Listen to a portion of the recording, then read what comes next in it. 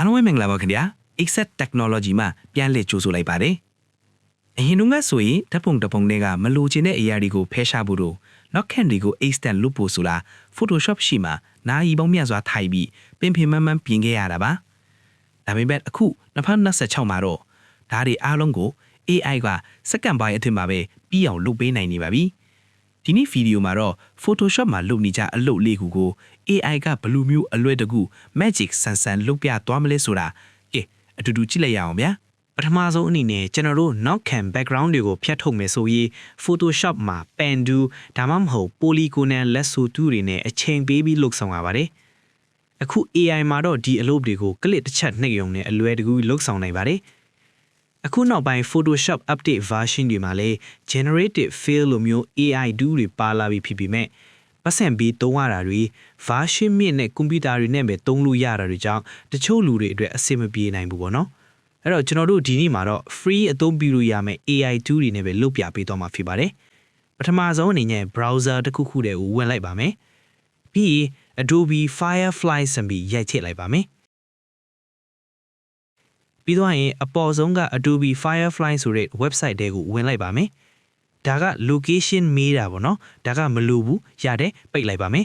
ဒီ website လေးကတော့ Adobe ကနေအခမဲ့အသုံးပြုခွင့်ပေးထားတဲ့ AI tool တွေစူးစီးပေးထားတဲ့ website လေးပဲဖြစ်ပါတယ်ဒီ website တွေက tool တွေကိုအသုံးပြုဖို့အတွက် Adobe account ကိုဖွင့်ထားဖို့လိုအပ်ပါတယ် Adobe account ဖွင့်နည်းလေးကလည်းလွယ်ပါတယ်ကျွန်တော်နဲ့အတူလိုက်ကြည့်လိုက်ရအောင်ပထမဆုံး sign in တဲ့ကိုဝင်လိုက်ပါမယ်ပြီးရင်ကျွန်တော်တို့က account အသစ်ဖွင့်မှာဖြစ်တဲ့အတွက် create an account ကိုနှိပ်လိုက်ပါမယ်ပြီးရင်ကျွန်တော်တို့က Gmail နဲ့ပဲဝင်လိုက်ပါမယ်ဒီမှာကျွန်တော်တို့ရဲ့ Gmail account တစ်ခုခုနဲ့ဝင်လိုက်ပါမယ် continue နှိပ်ပါမယ်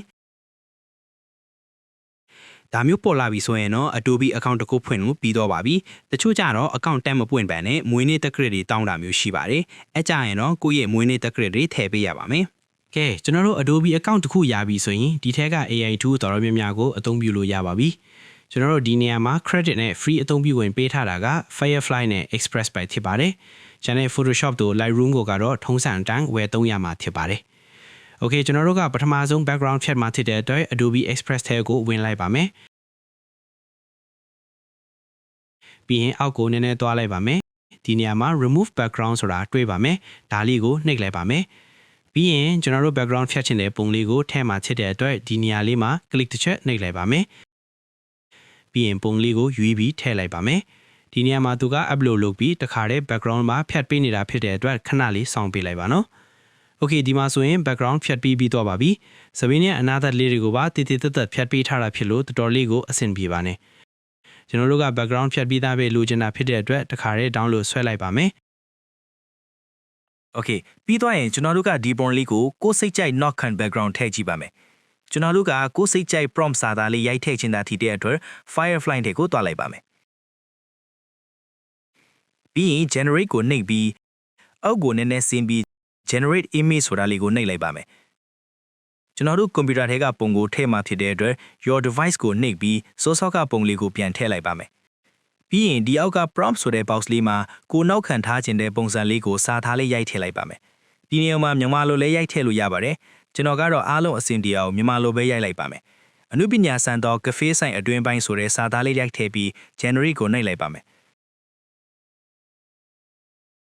โอเคဒီမှာဆိုရင်ကျွန်တော်တို့ထည့်လိုက်တဲ့စာသားအတိုင်းနောက်ခံ background လေးဖန်တီးပေးလိုက်တာကိုတွေ့ရမှာဖြစ်ပါတယ်โอเคကျွန်တော်တို့ကဒီပုံလေးကိုကြိုက်ပြီးဆိုရင် download ဆွဲလိုက်ပါမယ်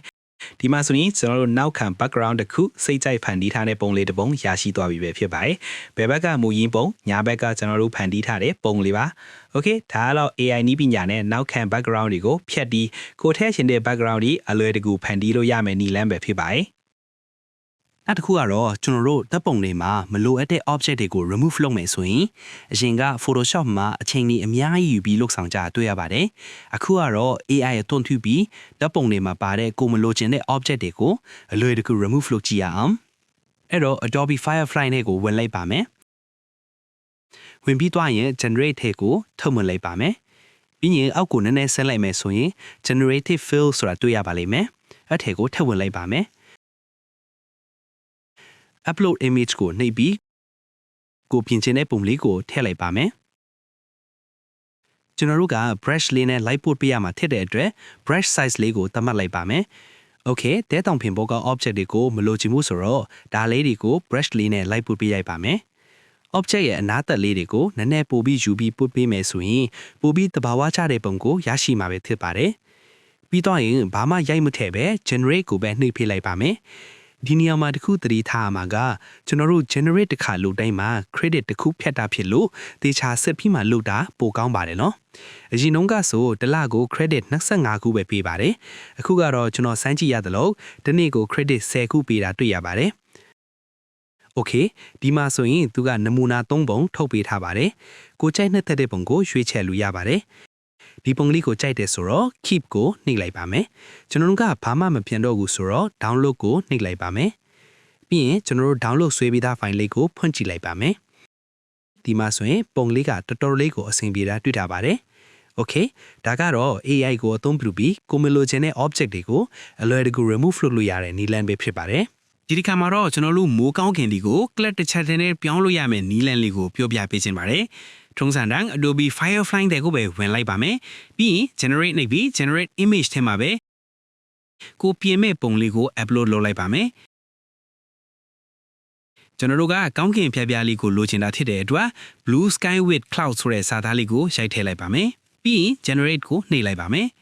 Okay ဒါဆိုရင်မူလတင်းတွေထူထပ်နေတဲ့ကောင်းကင်ကနေကောင်းကင်ပြပြလေးကိုရရှိသွားပြီပဲဖြစ်ပါတယ်။နောက်ထပ်ကျွန်တော်တို့နေဝင်ချင်းမှမြင်တွေ့ရတဲ့ကောင်းကင်ပုံစံလေးပြောင်းလဲကြည့်ပါမယ်။အဲ့တော့ dramatic sunset ဆိုပြီးရိုက်ထည့်လိုက်ပါမယ်။ generate နေမယ်။ Okay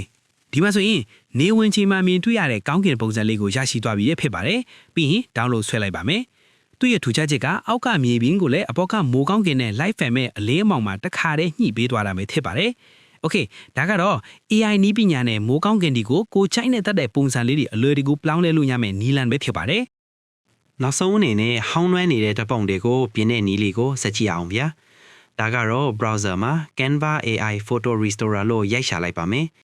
။အခုပြထားတဲ့ website တွေကိုဝင်လိုက်ပါမယ်။ပြီးရင်ဒီနေရာမှာ Canva account မရှိသေးဘူးဆိုရင် sign up နှိပ်လိုက်ပါ။ Canva account ရှိပြီးသားဆိုရင်တော့ login ဝင်လိုက်ပါ။ကျွန်တော်က account ရှိပြီးသားဆိုတော့ login ပဲဝင်လိုက်ပါမယ်ဒီကနေကျွန်တော်တို့သုံးချင်တဲ့သူကိုရှာပြီးသုံးလို့ရပြီမယ်ကျွန်တော်ကတော့မြန်အောင်လို့တီးတန့်ဝင်ပြီးပဲတွားလိုက်ပါမယ်အဲ့တော့ tab အသစ်ယူပြီးကျွန်တော်တို့စောကတီးတန့်ဝင်ထားတဲ့ site တွေကိုပဲပြန်ဝင်လိုက်ပါမယ်ပြီးရင် restore old photos ဆိုတဲ့စာသားလေးကိုနှိပ်လိုက်ပါမယ်ကျွန်တော်တို့ကအသစ်လုပ်မှဖြစ်တဲ့အတွက် use a new design ကိုပဲနှိပ်လိုက်ပါမယ်ဒီနေရာမှာ size သတ်မှတ်ပေးရပါမယ်သူ့ငကိုပေးထားတဲ့ size တွေထားမလားဒါမှမဟုတ်ကိုယ်စိတ်ကြိုက်သတ်မှတ်မလားပေါ့နော်ကျွန်တော်တို့ကကိုယ်စိတ်ကြိုက်ပဲသတ်မှတ်ချင်တာဖြစ်တဲ့အတွက် custom size ကိုရွေးလိုက်ပါမယ်ဒီနေရာမှာ inches ပေးထားလိုက်ပါမယ် width ကို6လက်မှတ်ထားပြီး height ကို4လက်မှတ်ထားလိုက်ပါမယ်ပြီးရင် create new design ကိုနှိပ်လိုက်ပါမယ် choose file ဆိုတဲ့နေရာမှာကိုပြင်ချင်တဲ့ပုံလေးကိုထည့်ပေးလိုက်ပါမယ်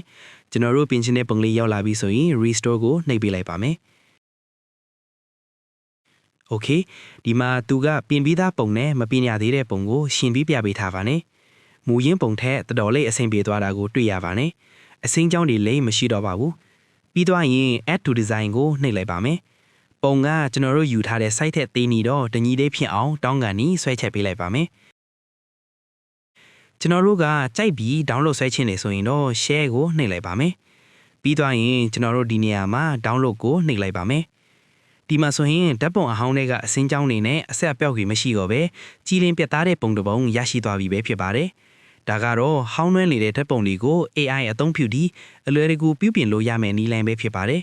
။နေကုန်းချုပ်ရတဲ့နော် AI tool တွေကကျွန်တော်တို့ရဲ့ workflow ကိုတကယ်ကိုပြောင်းလဲပေးလိုက်တာပါ။သင်ရောဒီ AI function တွေကဘယ်တစ်ခုကိုအကြိုက်ဆုံးလဲ